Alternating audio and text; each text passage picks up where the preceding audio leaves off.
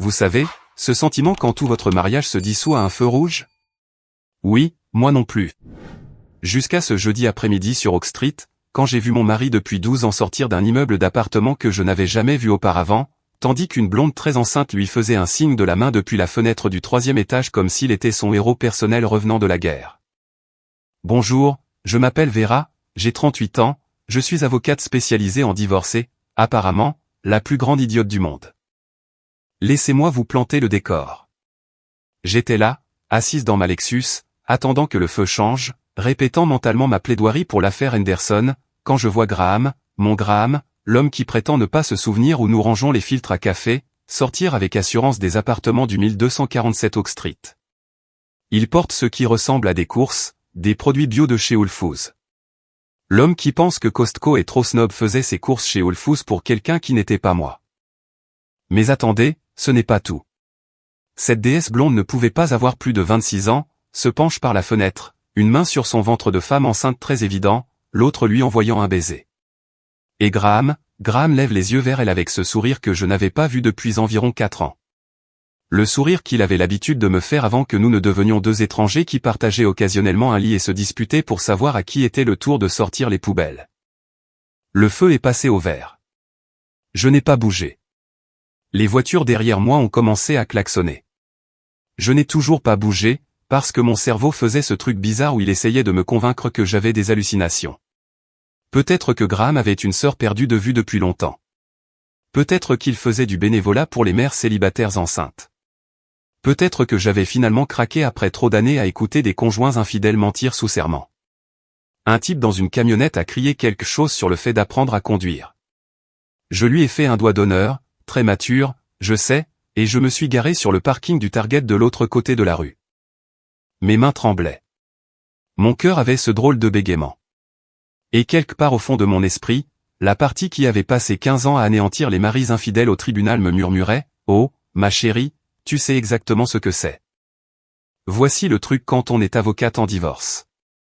On pense être immunisé contre ce genre de choses. On pense pouvoir repérer les signes à des kilomètres. Du rouge à lèvres sur le col? S'il vous plaît, c'est du travail d'amateur. Des débits de cartes de crédit suspects, un jeu d'enfant. Des urgences tardives au travail? J'ai littéralement écrit le manuel pour repérer ces signaux d'alarme. Mais Graham était malin, ou du moins c'est ce que je pensais. Il m'avait vu démanteler assez de mariages pour connaître toutes les ficelles. Il savait que je vérifiais les relevés de cartes de crédit. Il savait que je remarquais quand il rentrait à la maison avec une odeur différente. Il savait que je remettrais en question chaque soirée tardive et chaque absence inexpliquée. Ce qu'il ne savait pas, ce qu'il n'aurait jamais pu savoir, c'est qu'il y a 6 mois, j'avais installé des caméras dans sa voiture. Non pas parce que je soupçonnais quelque chose, remarquez. Houston a ce charmant problème de voleur de convertisseurs catalytiques. Notre quartier avait été touché 3 fois en 2 mois. Notre compagnie d'assurance nous a pratiquement supplié d'installer des mesures de sécurité. Alors, j'ai acheté des caméras pour nos 2 voitures, frontale, arrière, intérieure, la totale. Enregistrement 24 heures sur 24, 7 jours sur 7, téléchargé sur le cloud, accessible depuis mon téléphone. Graham pensait que c'était excessif, mais il a accepté parce que, eh bien, sa BMW était son bébé, et l'idée que quelqu'un lui vole des pièces le faisait physiquement souffrir. Assis sur ce parking de Target, les mains toujours tremblantes, j'ai sorti mon téléphone et ouvert l'application de la caméra de sa voiture. Je n'avais jamais vraiment vérifié les enregistrements auparavant. Pourquoi l'aurais-je fait? Mais maintenant, je devais savoir si ce que je venais de voir était un événement unique ou si mon mariage était une blague depuis plus longtemps que je ne voulais l'admettre. J'ai fait défiler les enregistrements. Le trajet de ce matin. La journée d'hier. La semaine dernière. Il y a 2 mois. La voiture de Graham garée devant le 1247 Oak Street. Durée du séjour, 4 heures. Il y a 6 semaines. Même endroit. Durée du séjour, toute la nuit. Il y a 1 mois. Même endroit, plusieurs visites par semaine. Mon estomac est tombé dans mes talons. L'application horodatait tout, géolocalisait tout, enregistrait tout, chaque visite à cet immeuble. Chaque mensonge sur le travail tardif au bureau, chaque soirée entre mecs qui était en fait un dîner romantique capturé par la caméra de bord alors qu'il se rendait dans un restaurant dont je n'avais jamais entendu parler. J'ai regardé un enregistrement d'il y a 3 semaines où il s'est arrêté dans une boutique pour bébés. Une boutique pour bébés. Mon mari, qui me disait depuis 5 ans que nous devrions attendre un peu plus longtemps avant d'essayer d'avoir des enfants parce que son entreprise immobilière était trop exigeante, achetait des vêtements de bébé avec elle, la déesse blonde de la fenêtre. Les images les montraient en train de rire, tenant de minuscules grenouillères, sa main sur le ventre de la femme, sentant le bébé donner des coups, le bébé qui était clairement, manifestement, dévastatrice le sien. Je suis resté assise sur ce parking pendant 20 minutes à regarder mon mariage mourir en vidéo haute définition stockée sur le cloud. Et voici la partie folle. Je n'ai pas pleuré. Je n'ai pas crié. Je n'ai pas fait de dépression. Au lieu de cela, je me suis mise à rire, un vrai ricanement dans ma voiture, comme une sorte de super méchante qui vient de découvrir la faiblesse du héros, parce que l'univers venait de me faire le plus beau cadeau qu'une avocate en divorce puisse espérer, des preuves vidéo irréfutables, horodatées et documentées de l'infidélité. Graham avait passé 12 ans marié à une femme qui avait bâti toute sa carrière en détruisant les conjoints infidèles au tribunal. Et il venait de me donner assez de munitions pour lui prendre tout ce qu'il possédait. Mais je m'emballe. Laissez-moi revenir en arrière et vous raconter comment nous en sommes arrivés là, parce que cette histoire devient tellement meilleure. Graham et moi nous sommes rencontrés il y a 14 ans lors d'une convention immobilière à Dallas.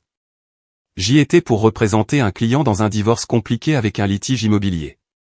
Il était là pour réseauter et développer son entreprise. Nous nous sommes rencontrés au bar de l'hôtel. C'est cliché, je sais, et le courant est passé immédiatement. Il était charmant, ambitieux, drôle. Il me faisait rire. Il me donnait le sentiment d'exister. Toutes les choses que vous êtes censé ressentir quand vous rencontrez la bonne personne. Nous nous sommes mariés 2 ans plus tard lors d'une belle cérémonie à Austin.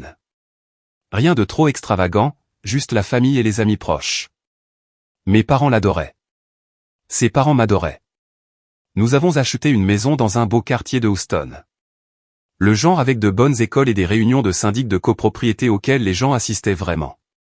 Le genre d'endroit où tout le monde connaît tout le monde et où vous ne pouvez pas rentrer vos poubelles en retard sans recevoir une note passive-agressive des voisins. L'entreprise immobilière de Graham a décollé. Mon cabinet d'avocat a prospéré. Nous étions le couple modèle, ceux qui avaient tout compris. Nous allions aux fêtes de quartier et sourions pour les photos. Nous organisions Thanksgiving et parlions de taux d'intérêt et de valeurs immobilières. Nous vivions le rêve. Sauf qu'à un moment donné, le rêve est devenu une routine. La routine est devenue monotonie. Et la monotonie est devenue ceci. J'aurais dû le voir venir. En y repensant maintenant, les signes étaient tous là, cachés à la vue de tous, comme une sorte de chasse au trésor tordu. La façon dont il a commencé à travailler tard plus fréquemment il y a environ 8 mois. Le nouveau parfum qu'il portait soudainement parce que l'ancien était discontinué. L'abonnement à la salle de sport qu'il a réellement commencé à utiliser après 3 ans passés à être une décoration de porte-clés très chère. Mais j'étais occupé. J'avais des dossiers, des clients, des dates d'audience. J'avais une carrière qui exigeait mon attention. Et honnêtement, j'étais devenue confortable, complaisante. J'étais tombé dans le piège que j'avais vu 1000 fois dans mon bureau, pensant que parce que je pouvais repérer l'infidélité chez les autres, j'en serais magiquement immunisé moi-même. Je vous le dis tout de suite, je ne l'étais pas. Donc, j'étais là, assise sur un parking de Target, venant de voir la vie secrète de mon mari se dérouler sur l'écran de mon téléphone, et j'avais un choix à faire. Je pouvais le confronter immédiatement, crier, jeter des objets, faire une scène. Je pouvais l'appeler tout de suite et exiger des réponses. Ou je pouvais faire ce que je fais de mieux. Je pouvais monter un dossier. Je suis rentré à la maison dans un état second, mais pas le genre d'état second où l'on pleure, avec le mascara qui coule, comme dans une chanson de country. Non, c'était le genre d'état second ultra concentré, calculateur, créateur de tableurs, qui avait fait de moi l'une des meilleures avocates en divorce de Houston. La même concentration qui m'avait valu 2 articles publiés dans le Texas Bar Journal sur la découverte d'actifs cachés. Graham avait été si fier de ces articles. Il ne lui est jamais venu à l'esprit que je pourrais utiliser ces mêmes techniques contre lui. Au moment où je me suis garé dans notre allée, excusez-moi, ce qui serait bientôt mon allée, j'avais déjà mentalement élaboré ma stratégie. La voiture de Graham n'était pas encore rentrée. Bien sûr que non. il était probablement encore à l'appartement en train de monter un berceau ou de peindre une chambre de bébé ou de faire toutes ces choses de papa dévoué qu'il avait refusé de faire avec moi pendant 5 ans. Je suis entré dans notre maison et j'ai tout vu différemment maintenant. Chaque meuble que nous avions choisi ensemble me semblait soudain être une preuve. Chaque photo sur le mur semblait être un mensonge. Nous voilà à notre mariage, l'air stupidement heureux. Nous voilà dans le Colorado pour notre 5e anniversaire. Tous les deux souriant comme si nous n'avions pas déjà commencé à devenir des étrangers qui partageaient le même code postal. J'ai ouvert son placard. Tout semblait normal. Les costumes rangés par couleur, parce que oui, mon mari était ce genre de type. Mais ensuite, je l'ai vu. Un petit sac cadeau repoussé tout au fond de l'étagère du haut, derrière ses manteaux d'hiver. Je l'ai descendu. À l'intérieur se trouvait un reçu de Tiffany & Company daté d'il y a 2 semaines. Montant, $3,200. Ma main s'est instinctivement portée à mon annulaire gauche, touchant la bague de fiançailles que Graham m'avait offerte il y a 12 ans, celle qui avait coûté $1 800. Apparemment, l'inflation avait frappé les gestes romantiques de Graham. Ou peut-être juste sa culpabilité. J'ai continué à fouiller, parce qu'une fois qu'on trouve une chose, il y en a toujours plus. C'est la règle numéro 3 de l'avocat en divorce. J'ai trouvé un deuxième téléphone portable enfoui dans son sac de sport. Un téléphone prépayé. Introuvable sur notre forfait familial. Je l'ai allumé. Pas de mot de passe. Erreur de débutant, Graham. Le fil de discussion avec elle était fourni. Des mois de messages. Des petits noms qui me donnaient envie de vomir. Des projets pour leur avenir. Des discussions sur les prénoms de bébé. Mais le coup de grâce, un message d'il y a 3 jours, j'ai hâte que tout ça soit fini et qu'on puisse enfin être une vraie famille. Plus que quelques mois et je lui dirai. Promis, bébé. Graham prévoyait de me le dire, éventuellement, après la naissance du bébé. Quelle délicatesse de sa part d'attendre que sa maîtresse ait accouché avant de faire exploser notre mariage. La porte d'entrée s'est ouverte en bas. Graham était rentré. Chérie, je suis à la maison. Désolé d'être en retard, j'étais coincé à faire visiter une propriété. Les mensonges sortaient de sa bouche si facilement. 12 ans de pratique, je suppose. Je suis descendu, le téléphone prépayé dans ma poche, un sourire aux lèvres. Salut, chérie, dis-je en l'embrassant sur la joue. Il sentait son parfum. Quelque chose de floral et de jeune, et probablement de chez Target. Comment s'est passée ta journée? Épuisante, dit-il en desserrant sa cravate. Ce marché est fou. Tout le monde veut acheter, personne ne veut payer ce que les choses valent vraiment. Tu veux que je commande à emporter? Je suis trop fatigué pour cuisiner. Ça me semble parfait. J'ai commandé de la nourriture thaïlandaise depuis son téléphone pendant qu'il prenait sa douche. J'ai envoyé un SMS rapide à elle, tu me manques déjà. Sa réponse est venue immédiatement. Vous nous manquez aussi. Le bébé a beaucoup bougé aujourd'hui. Je crois qu'elle sait quand papa est là. Elle. Ils attendaient une fille. Graham m'avait toujours dit qu'il voulait des fils. Les garçons perpétuent le nom de famille, avait-il dit. Apparemment, cette règle ne s'appliquait pas au bébé de maîtresse. J'ai supprimé les messages et reposé son téléphone. Nous avons dîné sur le canapé en regardant une série Netflix dont aucun de nous ne se souciait. Il m'a raconté sa journée, version lourdement éditée. Je lui ai parlé de mon affaire, de la façon dont je représentais une femme dont le mari avait caché des actifs partout en ville. Certains types sont vraiment stupides, a dit Graham en secouant la tête. Jean, si tu vas tromper, au moins sois malin. J'ai failli m'étouffer avec mon pad thaï. L'audace, l'ironie absolue de cet homme assis ici à faire la leçon sur les maris infidèles alors que sa maîtresse enceinte l'attendait de l'autre côté de la ville. Oui, ai-je convenu. Certains types se croient si malins, mais ils finissent toujours par se planter quelque part. Il y a toujours des preuves, toujours une trace. C'est pour ça que je ne pourrai jamais le faire, a-t-il dit avec confiance. Trop stressant. Trop de paramètres à gérer. J'ai souri. Tu as tout à fait raison. Trop de paramètres à gérer. Cette nuit-là, après que Graham se soit endormi, je suis descendu et j'ai fait ce que je fais de mieux. J'ai monté un dossier. Premier appel, Marcus, mon enquêteur. Le meilleur dans son domaine. Et ironiquement, quelqu'un que Graham lui-même m'avait recommandé des années auparavant. Marcus, c'est Vera. J'ai besoin d'une surveillance complète sur quelqu'un. Numérique, physique, financière, tout. Qui est la cible? Mon mari. Silence, puis, oh, merde. Vera, je suis désolé. Ne sois pas désolé. Sois juste minutieux. 1247 Oak Street appartement, 3e étage. Une femme nommée Lassie. Environ 26 ans, enceinte d'environ 7 mois. J'ai besoin de tout. Je m'en occupe. Deuxième appel, Patricia, experte comptable judiciaire. Si Graham avait déplacé de l'argent, elle le trouverait. À 2 heures du matin, j'avais une armée assemblée. À 3 heures, j'avais accédé à chaque relevé bancaire, chaque débit de carte de crédit. À 4 heures, je l'avais trouvé. Le bien d'investissement dont Graham m'avait parlé il y a 6 mois. L'appartement du 1247 Oak Street, acheté avec $70 000 de notre marge de crédit sur valeur domiciliaire que j'avais co-signé. Il avait littéralement acheté un nid d'amour à sa maîtresse avec mon argent. J'ai trouvé la liste de naissance. Poterie Barn Keys, West Elm, toutes les choses chères. Devinez quelle carte de crédit il avait utilisée. Notre compte joint. Ce berceau, j'en avais techniquement payé la moitié. La poussette de créateur, des biens matrimoniaux. J'ai ri. J'ai vraiment ri à voix haute à 4h30 du matin. Graham se croyait si malin. Pensait avoir brouillé les pistes.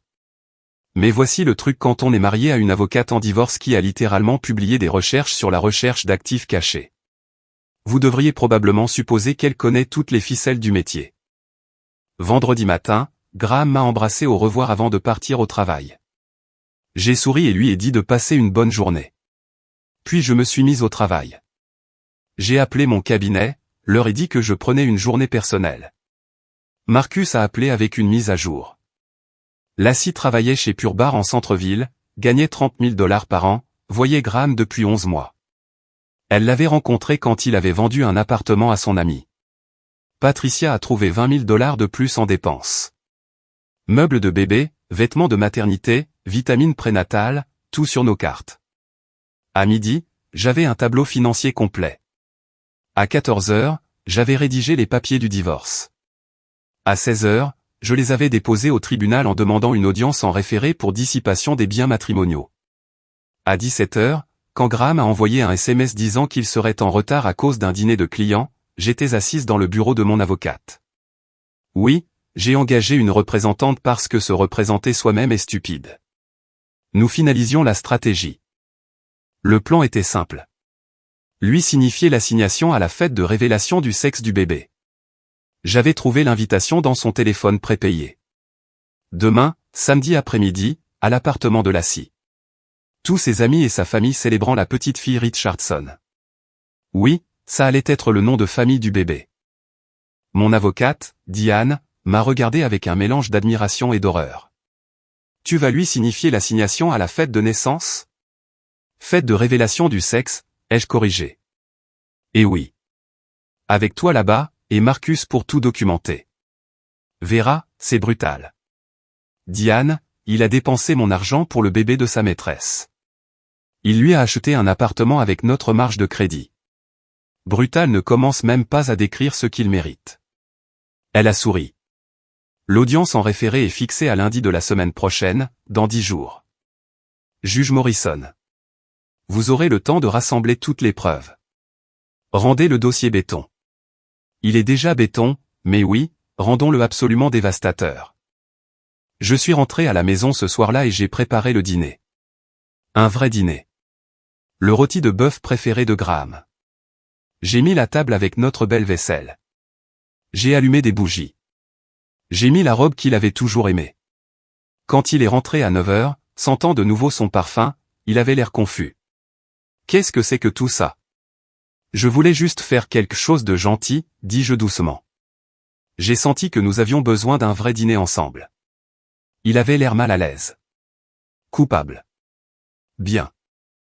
Nous avons dîné en bavardant. Il m'a parlé de son faux client. Je lui ai parlé de ma fausse journée. Nous mentions tous les deux, mais un seul d'entre nous le savait. Je t'aime, a-t-il dit en tendant la main sur la table pour prendre la mienne. Je l'ai regardé et n'ai rien ressenti. L'homme que j'avais épousé avait disparu. Peut-être n'avait-il jamais existé.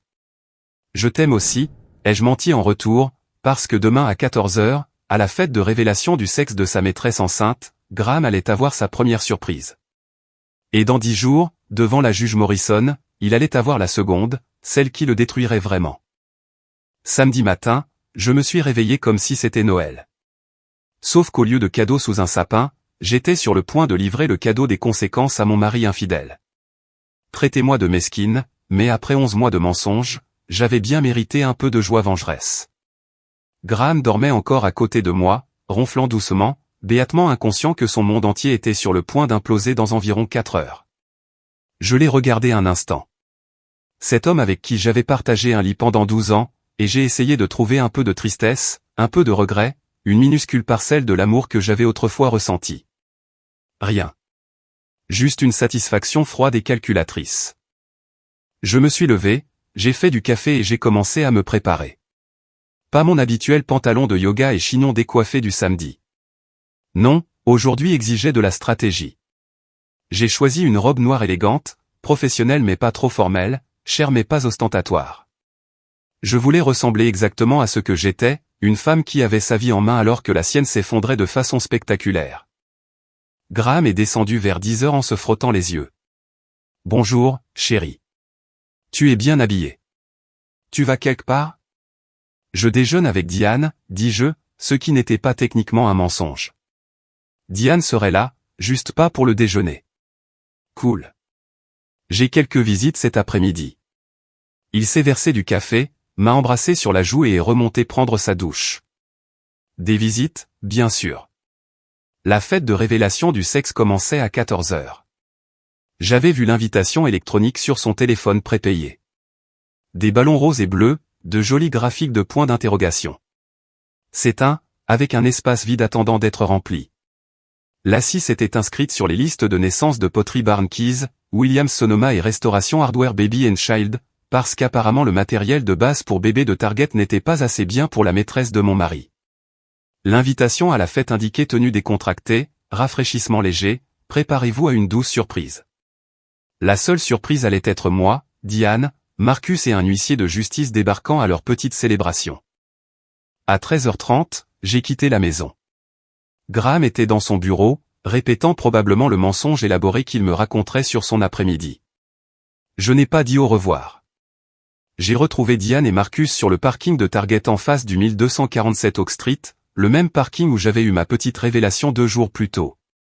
Marcus avait un appareil photo avec un téléobjectif. Diane avait sa mallette. J'avais les papiers du divorce et environ 12 ans de rage enveloppés dans des vêtements de marque et une excellente posture. « Prête pour ça ?» a demandé Diane. « Je suis prête depuis jeudi. » L'huissier de justice, un type nommé Joël qui avait travaillé avec moi sur des dizaines d'affaires, est arrivé dans sa berline. « Vera, je dois dire que c'est la signification la plus spectaculaire qu'on m'ait jamais demandé de faire. Joël, après aujourd'hui, tu pourras raconter cette histoire pendant des années. Nous avons attendu jusqu'à 14h15. En retard à la mode, comme on dit. Laissez la fête commencer. Laissez tout le monde s'installer. Laissez Graham se détendre dans sa fausse vie avant que je ne la réduise en cendres. Marcus est monté le premier, se faisant passer pour un livreur. Il devait repérer l'appartement, confirmer la présence de Graham, compter le nombre de personnes présentes. 3 minutes plus tard, mon téléphone a vibré. Cible confirmée. Environ 15 invités, principalement des femmes. Ton gars joue au papa fier. Main sur son ventre tout le temps. C'est honnêtement nauséabond. Parfait. Diane, Joël et moi avons traversé la rue. Mon cœur battait la chamade, mais mes mains étaient stables. C'était le moment. Le moment que je préparais depuis 48 heures. Nous avons pris l'ascenseur jusqu'au 3e étage. Je pouvais entendre de la musique et des rires provenant de l'appartement de Lassie avant même de tourner le coin. La porte était entr'ouverte. Le genre de fête où les gens entraient et sortaient, décontractés et à l'aise. Je suis entré la première. L'appartement était décoré exactement comme je m'y attendais. Des serpentins roses et bleus partout, une table de dessert avec des cupcakes de couleur neutre, une arche de ballon géante qui avait probablement coûté plus cher que le loyer mensuel de Lassie. Environ 15 femmes étaient dispersées dans le salon, bavardant et riant. Et là, au centre de tout, se trouvait Graham. Il avait son bras autour de Lassie, sa main posée sur son ventre très proéminent, souriant à quelque chose que quelqu'un venait de dire. Il avait l'air heureux. Vraiment, complètement heureux. Plus heureux que je ne l'avais vu depuis des années. C'est là qu'il m'a vu. Le sourire est mort sur son visage comme si quelqu'un avait appuyé sur un interrupteur. Son bras est tombé de la taille de Lassie. Sa bouche s'est ouverte, mais aucun son n'en est sorti. Lassie a suivi son regard, m'a vu debout dans l'embrasure de sa porte, et son visage est passé de la confusion à la terreur en environ 2 secondes. « Salut, chérie », dis-je vivement, en entrant dans l'appartement comme si j'avais été invité. Surprise. La pièce est devenue silencieuse.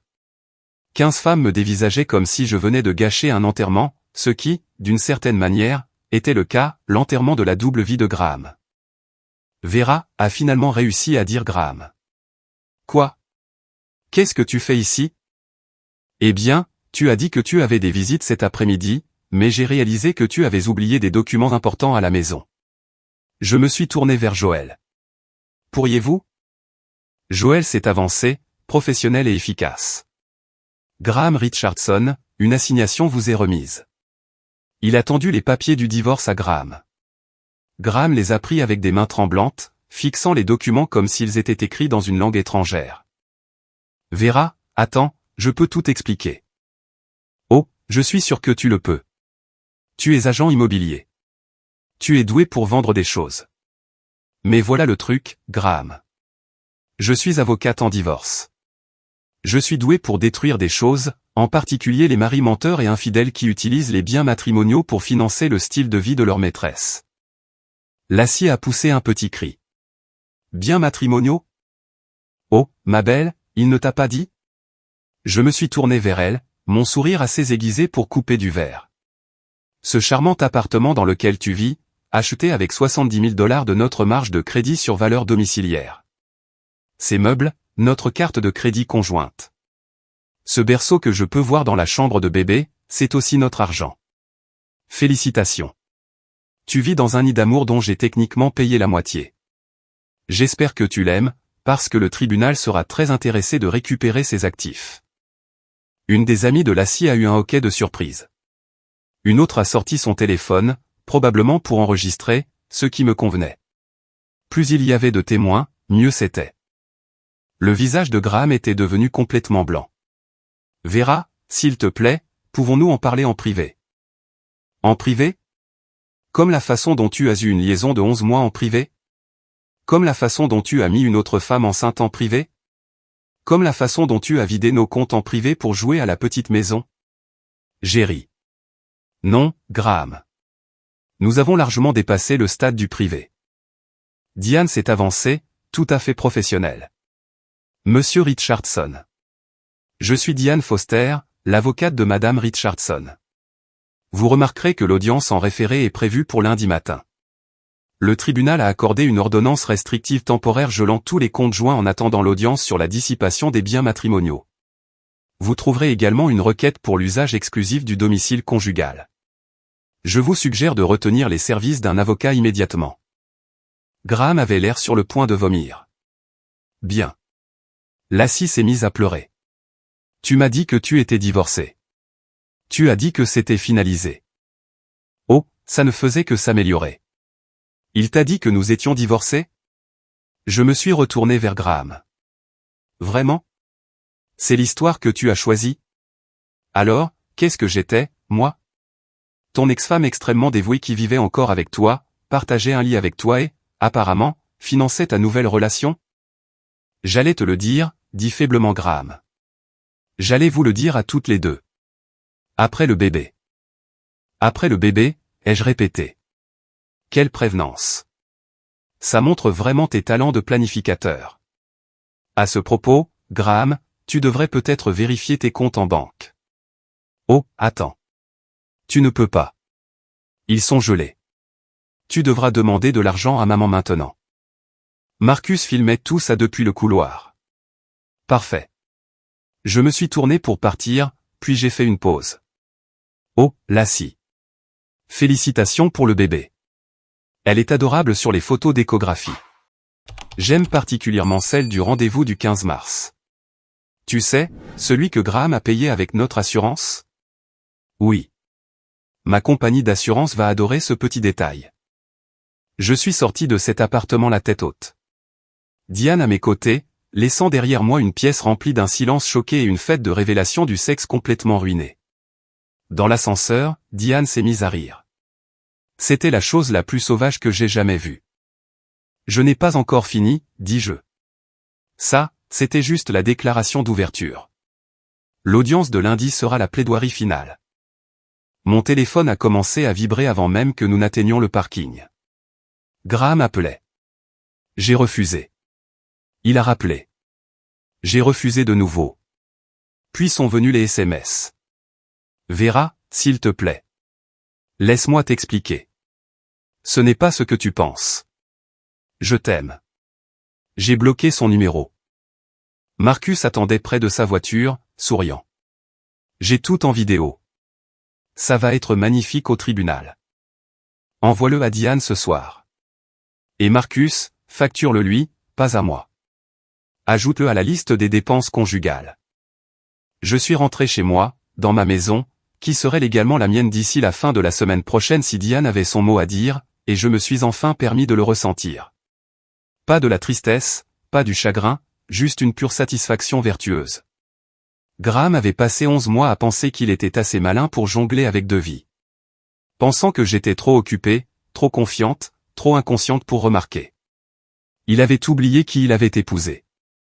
Lundi matin est arrivé comme le final de la saison de ma série préférée, sauf que j'étais la star, la scénariste et la productrice exécutive. Je me suis réveillé à 5 heures, je suis allé courir, j'ai pris une douche et j'ai enfilé mon plus beau tailleur de tribunal, l'Armani bleu marine qui me donnait l'air de pouvoir ruiner quelqu'un juste en le regardant, ce qui, par coïncidence, était exactement le plan. Graham avait passé le week-end à bombarder mon numéro bloqué de messages et d'appels, à se présenter à la maison, notre maison, où il ne pouvait pas entrer grâce à l'ordonnance restrictive, et à sombrer de manière générale. Je le savais parce que Diane m'avait transféré les courriels de plus en plus incohérents que son avocat, engagé à la hâte, avait envoyés. Mon préféré était celui qui prétendait que j'étais émotionnellement instable et que je lui avais tendu une embuscade lors d'une réunion de famille privée. Réunion de famille privée? C'est comme ça qu'on appelait les fêtes de naissance pour liaison extra-conjugale maintenant. L'audience en référé était prévue pour 9 heures. Je suis arrivé au palais de justice à 8h30, un café à la main, mon classeur de preuves sous le bras. Diane était déjà là, révisant ses notes. Marcus avait livré une clé USB avec chaque séquence vidéo, chaque reçu, chaque transaction.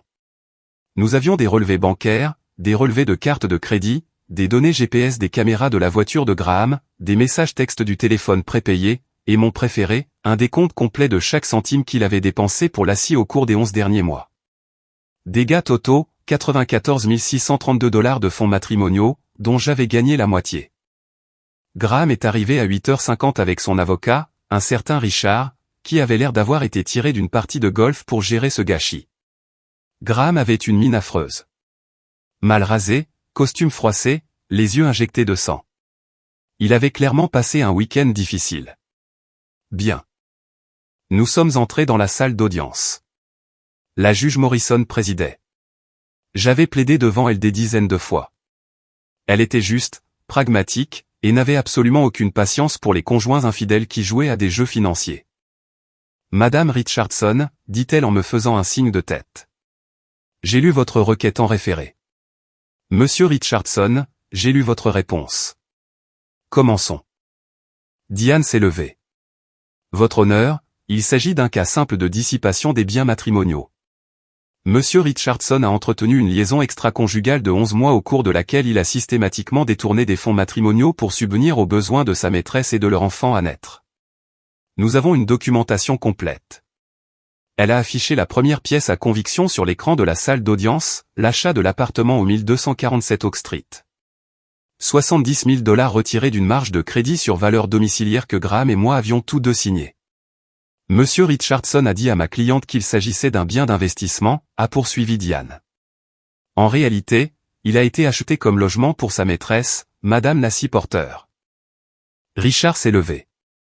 Votre honneur, mon client a pris une décision d'investissement. Une décision d'investissement? La juge Morrison a haussé un sourcil. Maître, votre client a-t-il révélé à sa femme que ce bien d'investissement était occupé par une femme avec qui il entretenait une relation amoureuse? Richard s'est rassis. Non, votre honneur. Continuez, maître Foster. Pièce à conviction numéro 2. Relevé de carte de crédit. Diane a mis en évidence dépense après dépense. Poterie Barn Keys, Williams Sonoma, Tiffany & Company. Cet achat de $3000 qui me faisait encore bouillir le sang. Des rendez-vous prénataux facturés à notre assurance. Une séance de photos de maternité, des meubles pour bébé, un tire-lait, pour l'amour du ciel. Votre honneur, Monsieur Richardson a dépensé $94 632 de biens matrimoniaux pour sa liaison et la grossesse qui en a résulté. Cela représente environ 40% de l'épargne liquide du couple. La juge Morrison a regardé Graham comme s'il était quelque chose qu'elle avait raclé sous sa chaussure. Monsieur Richardson, avez-vous révélé l'une de ces dépenses à votre femme? Graham s'est levé, tremblant. Votre honneur, j'ai fait des erreurs, mais... Ce n'est pas ce que j'ai demandé. Avez-vous révélé ces dépenses? Non, votre honneur. Avez-vous dit à votre femme que vous aviez une liaison? Non, votre honneur. Avez-vous dit à votre femme que vous aviez mis une autre femme enceinte? Non, votre honneur.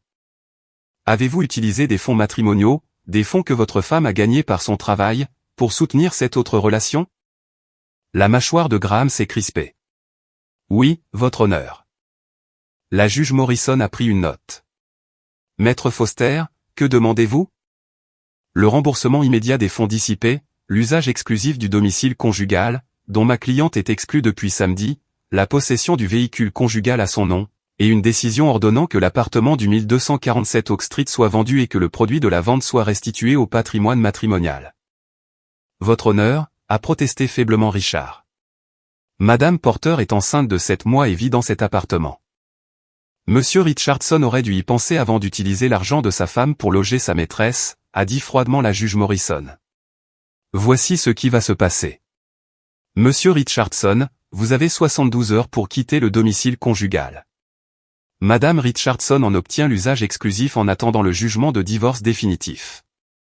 L'appartement sera mis en vente immédiatement. Le produit de la vente sera consigné jusqu'à ce que le divorce soit finalisé. Tous les comptes joints restent gelés, à l'exception d'une allocation mensuelle de $2000 à l'usage de Madame Richardson. Monsieur Richardson peut demander l'accès à ses comptes personnels s'il en a. Le visage de Graham est devenu gris. Il n'avait pas de compte personnel. Tout était joint. De plus, a poursuivi la juge, j'ordonne à Monsieur Richardson de rembourser $47 316 au patrimoine matrimonial dans les 90 jours, soit la moitié du montant dissipé. S'il ne peut pas payer, une hypothèque sera placée sur ses revenus futurs. Votre honneur, a dit désespérément Richard. Mon client a des obligations financières continues. Il aurait dû y penser avant de décider de financer un deuxième foyer. L'audience est levée. Nous sommes sortis de cette salle d'audience et je jure que je flottais. Diane souriait comme si elle venait de gagner le Super Bowl. Derrière nous, j'entendais Richard essayer d'expliquer à Graham que oui, cela se produisait vraiment et non, il n'y avait pas grand-chose qu'il puisse faire. Graham m'a rattrapé dans le couloir. Vera, s'il te plaît, pouvons-nous juste parler?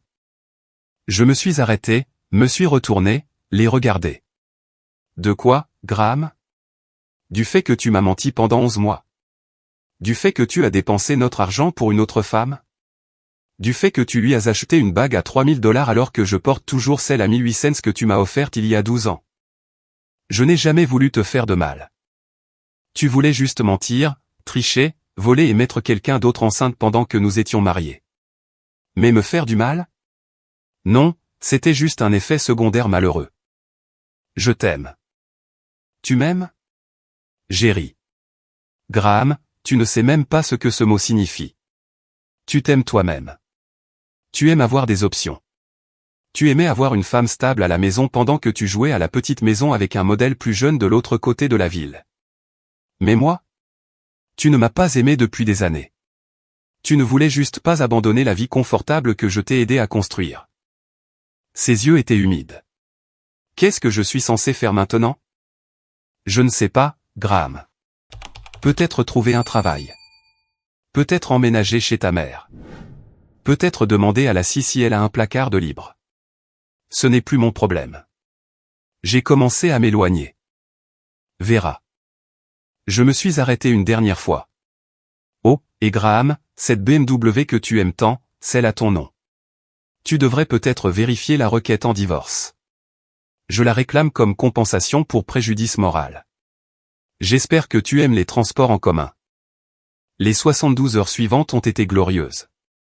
Graham s'est présenté mardi après-midi avec un camion U-Haul, loué parce que j'avais gardé la camionnette, et a déménagé ses affaires pendant que je regardais depuis la fenêtre de la cuisine, buvant du vin et souriant.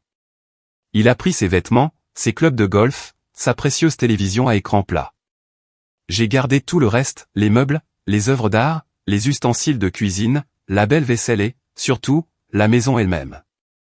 Mercredi, j'ai changé les serrures, fait installer un système de sécurité, obtenu un nouvel ouvre-porte de garage. Symboliquement et littéralement, Graham était exclu de ma vie. Jeudi, j'ai reçu un appel de Marcus. Tu vas adorer ça. Graham a essayé de rendre la bague qu'il a achetée pour Lassie. Tiffany ne la reprend pas. Vente finale sur les pièces de fiançailles. Il a perdu $3000 pour rien. J'ai ri si fort que j'en ai pleuré. Vendredi, Diane a appelé avec une mise à jour. L'appartement est sur le marché. Lassie retourne vivre chez ses parents à Cathy. Apparemment, ils ne sont pas ravis de la situation. Aussi, la mère de Graham a appelé son avocat pour lui demander si elle devait vraiment le renflouer financièrement. Elle n'est pas contente. Le lundi suivant, exactement une semaine après l'audience, j'avais ma maison, ma voiture, ma dignité et mon compte en banque de retour. Graham avait un studio dans un quartier douteux de la ville, un abonnement de bus et 2 foyers à soutenir avec une commission d'agent immobilier dans un marché en ralentissement. Je suis passé une fois devant son nouvel appartement. Je n'ai pas pu m'en empêcher. C'était dans un de ces immeubles avec une laverie à pièces et des sonnettes de porte cassées. Sa BMW, ma future BMW en attendant le jugement définitif, était sur le parking, l'air triste et déplacé. Je ne me sentais pas mal, pas même un peu. Le divorce a été finalisé 6 semaines plus tard. J'ai eu la maison, évaluée à $850 000. J'ai eu la moitié de son compte de retraite. J'ai eu une pension alimentaire pendant 5 ans. J'ai eu la BMW. J'ai eu notre chien, Chester, que Graham avait soudainement décidé de vouloir, probablement par dépit. Mais le juge a noté que j'avais été la principale gardienne de Chester pendant 7 ans. Graham a obtenu des droits de visite avec un chien et des obligations de pension alimentaire pour un bébé qui n'était même pas encore né. Lassie a eu son bébé fin novembre, une fille, 3,3 kg. Je le sais parce que c'est apparu sur mon fil d'actualité Facebook. Apparemment, nous avions encore des amis en commun qui ne pouvaient pas résister au drame. L'annonce de naissance était notoirement dépourvue de toute mention de Graham. Intéressant. Aux dernières nouvelles, Graham travaillait des heures supplémentaires pour essayer de gagner assez de commissions pour couvrir ses paiements ordonnés par le tribunal, son loyer et les couches. Lassie vivait chez ses parents, postant des stories Instagram sur la force des mères célibataires et les relations toxiques. Pendant ce temps, j'ai refinancé la maison à mon seul nom, adopté un chiot de refuge pour tenir compagnie à Chester, et je me suis offert des vacances de 2 semaines en Italie avec l'argent de notre, excusez-moi, mon compte d'épargne. J'ai croisé Graham exactement une fois après que tout a été finalisé. Chez Whole Foods, naturellement. Il était à la caisse avec du lait maternisé de marque de distributeur et un chariot plein des produits les moins chers. J'étais derrière lui avec des produits bio, du vin cher et un chariot plein de choses dont je n'avais absolument pas besoin mais que je pouvais maintenant me permettre parce que je ne soutenais pas la double vie d'un mari infidèle. Nos regards se sont croisés. J'ai souri. Il a détourné les yeux. Je n'ai rien dit. Pas besoin. La vue de lui comptant sa monnaie pour du lait pour bébé pendant que je payais une facture d'épicerie de $100 en espèces disait tout ce qui devait être dit. Le karma n'est pas juste un concept. Parfois, c'est une avocate en divorce avec d'excellentes compétences en matière de documentation et un très bon avocat. 2 ans ont passé depuis ce jeudi après-midi au feu rouge sur Oak Street. 2 ans depuis que ma vie a implosé et s'est reconstruite en quelque chose que je n'attendais pas, quelque chose de mieux. Je suis assise dans mon bureau à domicile en ce moment. Excusez-moi, le bureau à domicile dans ma maison que je possède entièrement après le refinancement. Et je peux entendre Chester et Luna, le chiot de refuge, qui est maintenant un désastre de chien adulte, se bagarrer dans le salon. Le soleil du matin entre par les fenêtres que j'ai fait nettoyer par un professionnel la semaine dernière, parce que je peux me le permettre maintenant. La cuisine a de nouveaux appareils électroménagers parce que les anciens étaient à nous, et je voulais que tout soit à moi. C'est drôle comme on ne réalise pas qu'on vit dans une cage jusqu'à ce que quelqu'un vous tende la clé. Ou dans mon cas, jusqu'à ce que vous preniez la clé, fassiez des doubles, changiez les serrures et installiez un système de sécurité. Les gens me demandent tout le temps si je suis amer, si je déteste Graham, si je me réveille en colère à propos de ces 11 mois de mensonges et des 94 000 $ qu'il a dépensés pour sa vie de fantaisie. La réponse est non. Plus maintenant. On ne peut pas détester quelqu'un à qui on a cessé de penser. Et Graham Richardson n'est devenu rien de plus qu'une note de bas de page occasionnelle dans ma très excellente vie. Je l'ai détesté, cependant, pendant un certain temps. Ces premiers mois après le divorce ont été difficiles d'une manière que je n'attendais pas. Pas parce qu'il me manquait, mon Dieu, non, mais parce que j'ai dû reconstruire tout mon sens de moi-même. J'avais été la femme de Graham pendant 12 ans. J'avais pris des décisions basées sur nous, notre avenir. Soudain, il n'y avait plus que moi, et je devais découvrir qui était cette personne. Il s'avère qu'elle est plutôt géniale. Je suis devenu associé dans mon cabinet 8 mois après le divorce. J'ai pris les plus gros dossiers, ceux que j'avais été trop prudente pour poursuivre auparavant parce que Graham s'inquiétait toujours de « et si tu perds, et si ça affecte notre réputation ?» Sans lui dans mon oreille, je les ai tous gagnés. Mon taux de réussite est maintenant de 93%. Je suis l'avocate que les autres avocats recommandent quand leurs clients ont besoin de quelqu'un qui ne plaisante pas. J'ai acheté une nouvelle voiture, pas la BMW, que j'ai vendue immédiatement parce que conduire le précieux bébé de Graham, c'était comme porter son parfum. Je me suis acheté une Tesla. Graham l'aurait détestée. Trop voyante, trop chère, trop peu pratique, ce qui est exactement pourquoi je l'adore. J'ai voyagé. L'Italie, comme je l'ai mentionné, puis la Grèce, puis un voyage en solo de 2 semaines à travers le Japon où j'ai mangé de la nourriture incroyable, vu des temples incroyables, et n'ai eu à rendre de compte à personne ni à expliquer où j'avais été ou pourquoi je dépensais de l'argent pour moi. Je suis revenu avec 3 valises de choses dont je n'avais pas besoin et 0 regret. J'ai eu des rendez-vous, d'abord de manière décontractée, puis plus sérieusement. Il s'avère qu'il y a de vrais hommes bien là-dehors. Des hommes qui ne mentent pas, qui ne trompent pas, qui trouvent une femme qui a du succès attirante plutôt que menaçante. Je vois quelqu'un maintenant, un autre avocat en fait, qui me fait rire et n'a pas de seconde famille secrète. La barre n'est pas très haute, mais il la franchit facilement. Quant à Graham, aux dernières nouvelles, et je n'entends que par la chaîne de potins du quartier que je fais semblant de ne pas écouter, il a toujours du mal. Le marché immobilier s'est redressé, mais sa réputation non. Il s'avère que lorsqu'on est connu comme le type qui s'est fait démolir par sa femme avocate en divorce, les gens ne vous font pas exactement confiance pour leurs plus grosses transactions financières. Qui savait que l'intégrité comptait en affaires? Lui et Lassie ont duré environ 8 mois après la naissance du bébé. Apparemment, jouer à la petite maison est beaucoup moins amusant quand on est fauché, stressé et qu'on réalise que la personne avec qui on a trompé est probablement capable de nous tromper aussi. Un développement choquant. Vraiment. Lassie s'en sort bien, d'après ce que je peux voir de son Instagram, que j'ai vérifié exactement une fois par curiosité, et plus jamais parce que j'ai mieux à faire. Elle a tourné la page, trouvé quelqu'un d'autre, semble heureuse. Tant mieux pour elle, sincèrement. Elle avait 26 ans et n'était pas malveillante. C'est Graham qui nous a menti à toutes les deux. Le bébé, Maisie, comme ils l'ont appelé, est adorable sur les photos. Elle a les yeux de Graham. Je ne ressens rien à ce sujet, sauf un vague espoir qu'elle devienne plus intelligente que son père. Peut-être deviendra-t-elle avocate en divorce. Ne serait-ce pas poétique? La mère de Graham m'a appelé une fois, environ 6 mois après que tout a été finalisé. Elle s'est excusée. A dit qu'elle l'avait mieux élevé.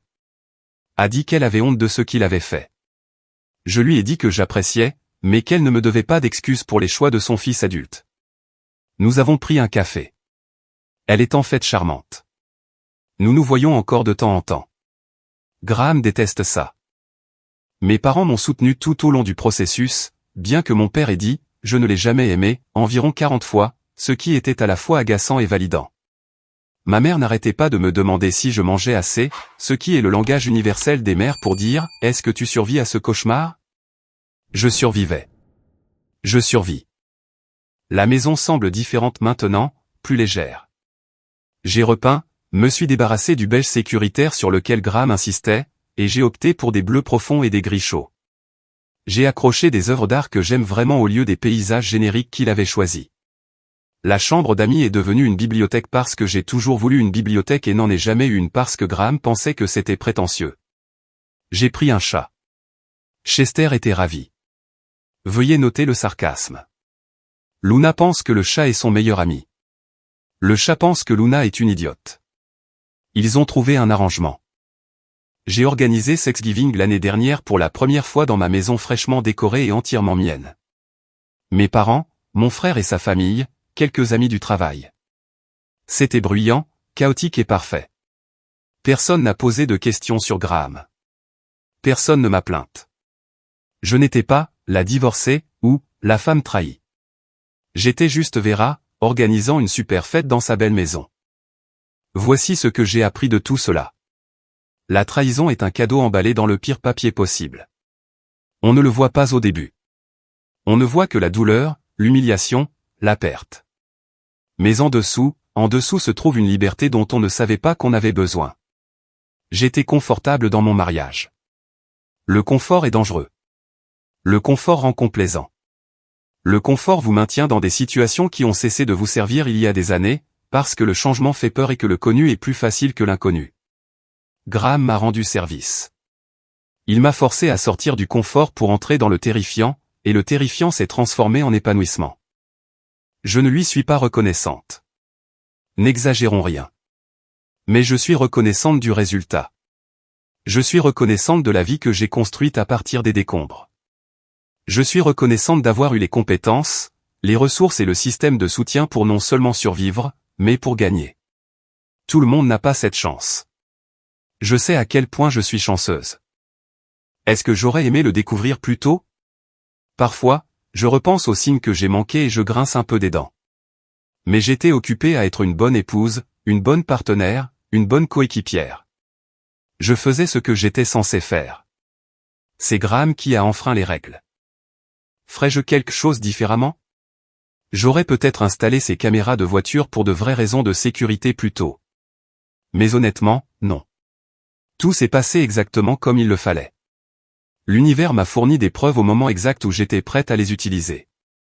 J'ai vu une citation quelque part qui disait « La meilleure vengeance est de bien vivre ».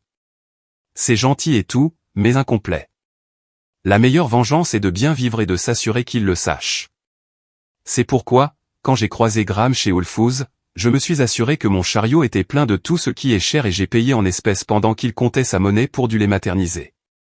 Mesquin? Absolument. Satisfaisant? Incroyablement. Je ne suis pas une sainte. Je suis une femme qui a été trahie, s'est mise en colère, a pris sa revanche et a continué sa vie, dans cet ordre. Aucun regret. Parfois, tard le soir, quand la maison est calme et que les chiens dorment, et que je suis assise dans ma bibliothèque avec un verre de vin, je pense à ce moment au feu rouge.